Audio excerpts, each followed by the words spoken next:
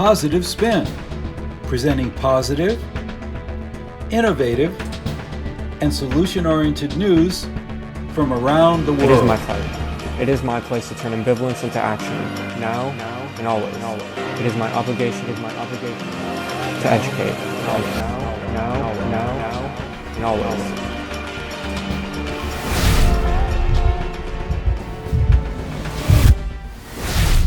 Our instructors, colleagues, they support us so well that we can take this mission very comfortably. We believe service before self. That's why on today's program, we'll highlight the work of the UN's women pilots. I don't like to keep anything unfinished, so I'll just keep continuing. So where other people said, Jane, dream about something you can achieve, my mother said, Jane, if you really want something and you work hard... And we'll learn how Jane Goodall is empowering young people around the world. You find a way. And I've shared that wisdom with kids all around the world, and I get hundreds of letters saying, Jane, you taught me that because you did it, I can do it too. It's in Washington.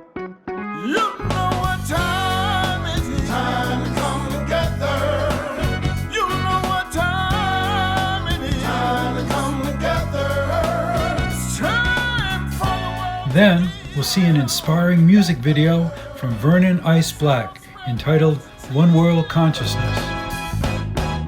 Spread it all around the world. The planting of genetically modified soy did not stop. We live in a country of impunity, of corruption. Undeterred, Lady and her community push forward, reporting illegal soy crops. Following that, we'll profile Mexican activist Lady Petch, recipient of the 2020 Goldman Environmental Prize. Lady suspected a connection to the increased use of toxic pesticides. She partnered. It is beyond meaningful for this play to be performed at the United Nations. I could cry right now.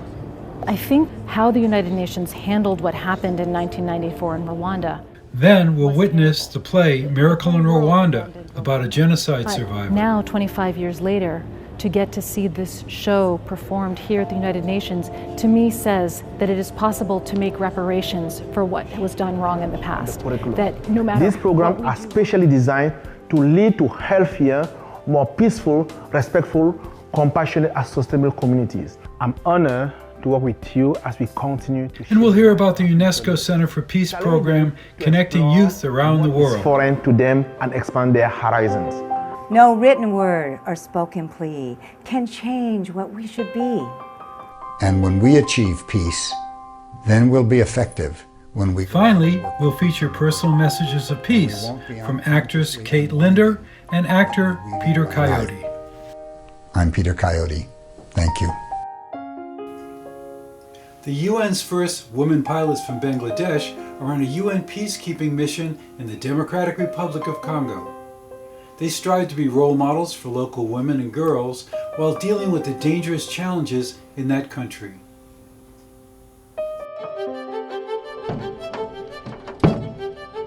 I don't describe myself as a female. I'm a peacekeeper. I'm just an helicopter pilot because the machine doesn't understand who is flying, a male or female. I'm Flight Lieutenant Tamanna, working as second in command under UNESCO Banyar from Bangladesh. Okay, I'm Flight Lieutenant Naima from Bangladesh Air Force. At present, I'm serving in Democratic Republic of Congo under UNESCO. It is a United Nations peacekeeping mission. As helicopter pilots, we carry out different sort of missions, medevac, casevac, then passenger missions, and all those sorties. So these are the jobs day to day we were performing in back country. I joined United Nations peacekeeping mission since December 2017. It is a noble job to help others, to help the people of DRC. I have motivated myself to join UN and serve DRC as a Bangladeshi. To establish women in this new profession is a challenge for us to show our potentiality. We too were selected as the first female military pilot in 2014. So that was the moment we was very excited, because earlier we didn't have this kind of opportunities for females. We felt very proud that yes, women are going forward. As you know that now the northeastern side of Bunia is a little bit disturbed, so you remain careful with your guns and other things. And we are sort of inspiration for the local women. So when they see us, they have the inspiration, the young girls, they have the inspiration that they should have education, they should fight for their rights, they should work hard to achieve something, because it is possible. The motivation of peacekeeping mission is to render help to people who are in distress. So they need our aid, they need our help. So as a military officer, I find it really important, challenging, and moreover, it's a holy duty for me to serve in the UN peacekeeping mission. We are not familiar with this terrain. This terrain is different from what we have flown in our countries. We had our training over there. Also, the unrest situation of the country, all these things are a little challenging. We are taking off with a lot of passengers and all these things. So we are entrusted with these duties that we will take them safely to one place and we'll bring them back. So this is what I find is most prestigious. Actually, this is what we do day to day, and I take pride out of it almost every day. A military pilot is a very challenging job. We have to take long-range missions in the border outpost or hill tracks areas. Our instructors, colleagues, they support us so well that we can take this mission very comfortably. We believe service before self. That's why I've took the challenge and came here to serve. I don't like to keep anything unfinished, so I'll just keep continuing.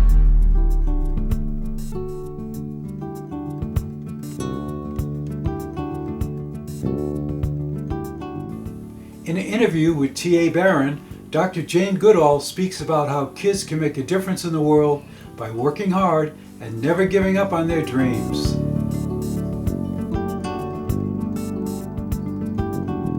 One person who has made such a difference to the world and inspired so many people is primatologist Jane Goodall. She is a hero by the way she has lived. Jane Goodall's life is full of breaking boundaries.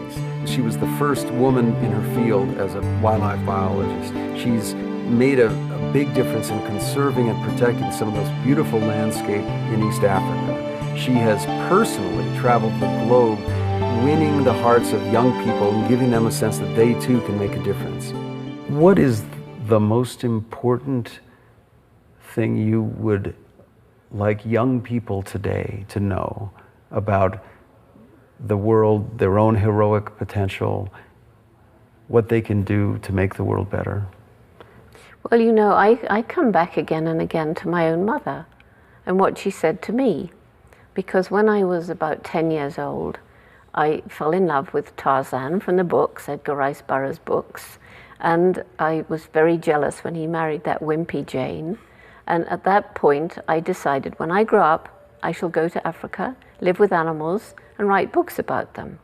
Well, everybody laughed because it was World War II, Africa was still the dark continent, we didn't have money for a bicycle, let alone a motor car. So where other people said, Jane, dream about something you can achieve, my mother said, Jane, if you really want something and you work hard and you take advantage of opportunity and you never give up, you find a way. And I've shared that wisdom with kids all around the world, and I get hundreds of letters saying, Jane, you taught me that because you did it, I can do it too. I was in Washington, D.C. I was actually in the corridors of the National Geographic, and this very small Chinese young woman came up to me with tears pouring down her cheeks. She said, Jane, I'm so happy to meet you. She said, when I was a little girl of 12, I wanted to study giant pandas, and everybody told me, girls don't do that sort of thing. And she said, I was very sad. And then she said, I found your book translated. And I thought, if Jane can do it, I can do it. She had a cover picture on the Geographic. She's the only person who's been in the den of a wild panda and seen a birth. I mean, that is so exciting. Well, if that child in China at that time, which is going back some time, if she can accomplish her dream in a regime like that, as it was then, That's an example for children anywhere, that they too can effect change, that they can do whatever they want. Do you think it's important to honor heroic young people as examples for others? I think it's desperately important to empower a young person, to help them understand the problems, to give them the courage and to empower them to act. It's changing lives. It's changing lives in inner cities. It's changing lives among the very wealthy. It's changing lives from China through Africa to North America.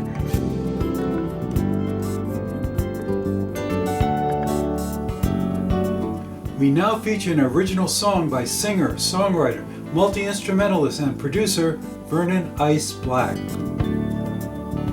And now, breaking news.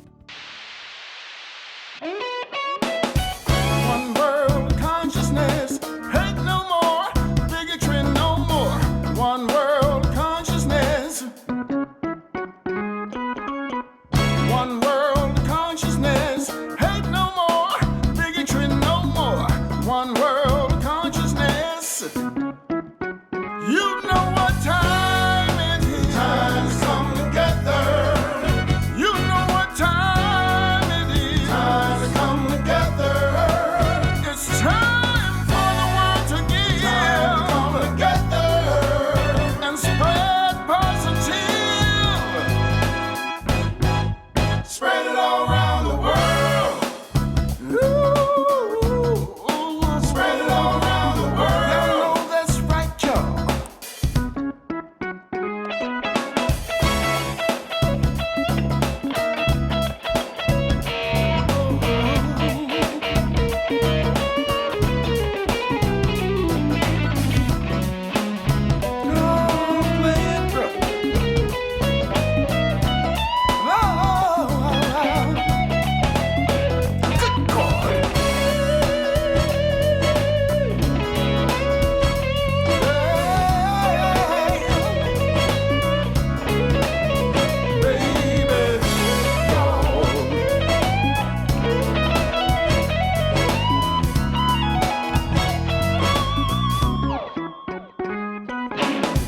One world consciousness, hate no more, bigotry no more. One world consciousness. One world consciousness, hate no more, bigotry no more. One world consciousness. You know what time it is. Time to come together. You know what time it is. Time to come together. It's time for the world to give. Time to come together. Let's all spread positive. Spread it all around the world. Spread it all around the world. Spread it all around the world. Everybody come with me. Everybody come on with me. Spread it all around the world. Spread it all around the world. Spread it all around the world. Spread it all around the world. Spread it all around the nation. Spread it all around the world. Spread it all around the world.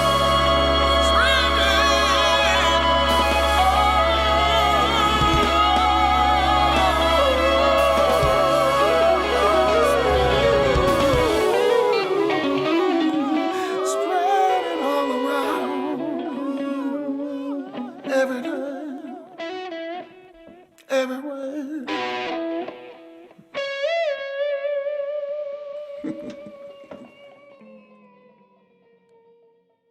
Thank you, and be sure to stay tuned in. Stay tuned in, y'all. You know what I mean.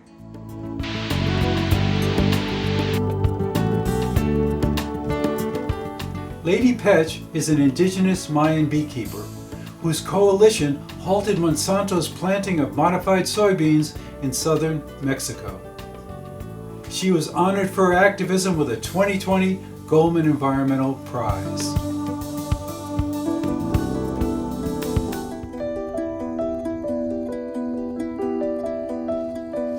In the tropical forests of Mexico's Yucatan Peninsula, beekeeping is a 3,000-year-old practice for the indigenous Maya. En la lengua maya, la conocemos como la Xunancab. In the Mayan language, we know these bees as Xunancab. They are an endangered species that relies on certain endemic plants for their survival. Today, they are disappearing. In 2012, the Mexican government granted permits to chemical agriculture giant Monsanto to grow genetically modified soy in 7 Mexican states. Large areas of biodiverse forests were cleared to make room for 600,000 acres of this lucrative new crop. When I realized that they were cutting down the forest and that the bees were dying from the aerial fumigations, it made us terribly worried. Lady helped bring together a broad coalition of community organizations, environmentalists, and beekeepers. They quickly discovered that Monsanto's permits had been granted illegally. Mexico has an international treaty where it has agreed to consult indigenous peoples when a project puts them at risk. When we realized that the government had given the permit without consulting us, we of course decided to file a lawsuit. Lady and her Mayan collective launched a far-reaching awareness campaign that received overwhelming public support and it put Monsanto and the government on the offensive. La reacción fue de confrontación. Their reaction was to confront us. They threatened and discredited us as indigenous leaders. Miedo, no lo sentí. I didn't feel afraid because as a Mayan woman, I know I am able to fight. I needed to stand firm and show strength to my comrades in the struggle. When she speaks, you can see that she understands perfectly the political and economic reality in her region. Monsanto was facing someone who had a lot of charisma and credibility, and that is what Monsanto didn't have. In a landmark decision, Mexico's Supreme Court suspended Monsanto's GM soy permits pending the consultation of Mayan communities. Que fue una victoria del pueblo maya. It was a victory for the Mayan people, but the struggle has just begun. The planting of genetically modified soy did not stop. We live in a country of impunity, of corruption. Undeterred, Lady and her community pushed forward, reporting illegal soy crops and defending their rights in consultation meetings. When people began getting sick, Lady suspected a connection to the increased use of toxic pesticides. She partnered with researchers who found dangerously elevated levels across the board. Every year, the levels of contamination are increasing. Everything is in jeopardy. The very lives of our people are at risk. After 5 years of Lady and the Mayan collective's persistence and leadership, the evidence could no longer be ignored. In a truly historic victory, the Mexican government outright revoked Monsanto's soy permits across 7 Mexican states. Lady and her Mayan people had finally prevailed. Eso nos da una enorme. That is something that gives us enormous satisfaction as indigenous peoples. We took a great step in resistance for our land and in resistance for our forests. Looking to the future and with ongoing threats to Mayan territory, Lady's work continues. Y nos estamos organizando. We're organizing in our towns. We're returning to our knowledge. And that is what I want to say to the world. The Mayans are alive and the Mayans are fighting. It's a fight for life. De vida. For outstanding environmental achievement for North America, the 2020 Goldman Environmental Prize is awarded to Lady Pech, Opelchen, Mexico. Miracle in Rwanda is a play that chronicles the experiences of a woman who was a victim of the system of genocide in Rwanda in 1994.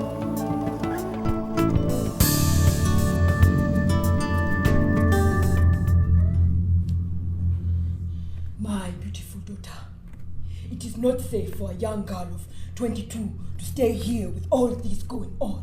Oh no, Father, please, don't send me away. I want to stay here with you and Mama and my brothers. I thank God Amable is studying in Senegal. You obey. Now, I pray it will be over soon. Then we can all be together, but you will go. Now, tonight. Miracle in Rwanda is a play that's based on Immaculée Ilibagiza's life, and it's a one-woman show, so I am actually playing 15 characters. Forgive me, Pastor. The bathroom that Immaculée was hidden in measured 3 feet by 4 feet. That is the setting. The tape on the floor is measured by 3 feet by 4 feet. So when I first saw it, of course, I was like, that's so small, how am I gonna do it? But that actually happened in real life. They had to find ways to fit in 8 women to fit in that space. At least for now. I am safe. I lived through the genocide against Tutsi tribe in Rwanda in 1994. I was a student in college that time. My parents asked me to go to hide, thinking it was going to be 2-3 days. I spent in a neighbor's bathroom 3 months. So after that, everyone, those who were home was killed in my family.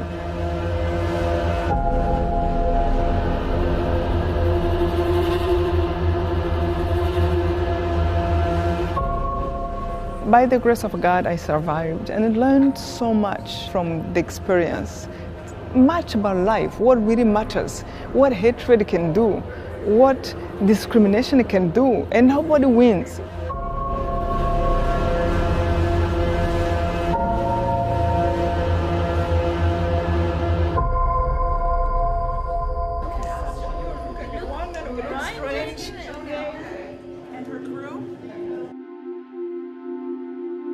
It is beyond meaningful for this play to be performed at the United Nations. I could cry right now.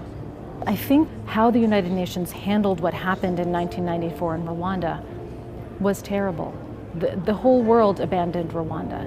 But now, 25 years later, to get to see this show performed here at the United Nations, to me says that it is possible to make reparations for what was done wrong in the past. That no matter what we do wrong, we can make amends. It's never too late. I was going to tell you how I had suffered. I love the fact that they made a play. I wish to tell the story. I wish to tell people, especially about the lessons and the reasons behind it. Not necessarily to tell people, look how I suffered, but I'm trying to tell people, when people are divided, it's not good. And we wanted to be a warrior of peace more than a warrior of hatred.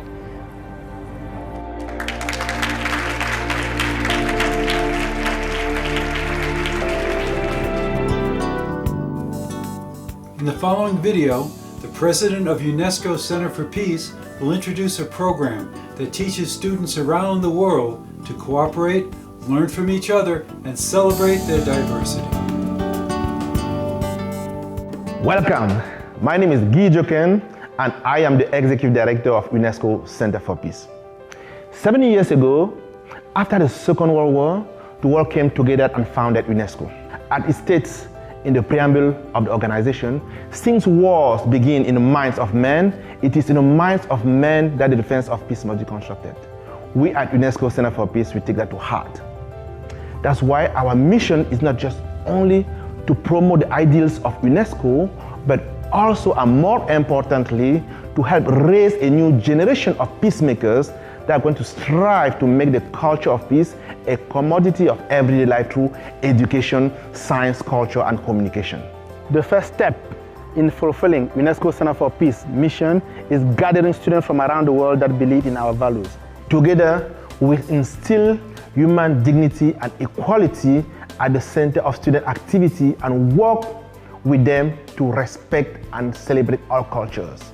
UNESCO Center for Peace created this global competency certification in partnership with Shoreline Education in order to inspire intercultural collaboration. In the coming hours, we will examine our own linguistic and cultural biases. By so doing, creating a generation of globally minded citizens.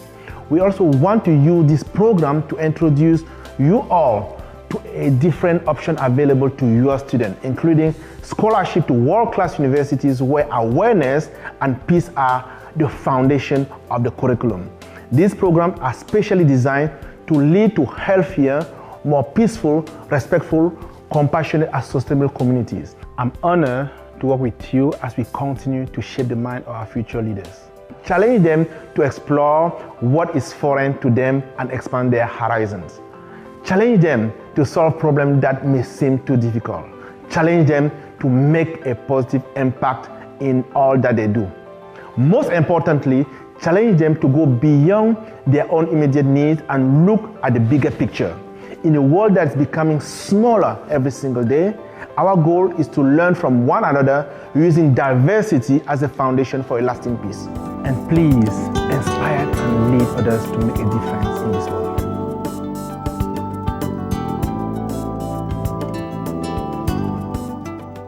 We leave you now with personal messages of peace from actress Kate Linder and actor Peter Coyote. It always astonishes me that not everyone in the world realizes that we are all here together and we could accomplish so much more side by side. Unfortunately, many of the conflicts of the world today are not resolvable by merely just talking things out and listening to each other. Peace requires the people of the world to seek cooperation, compassion, and care in solving old and new problems.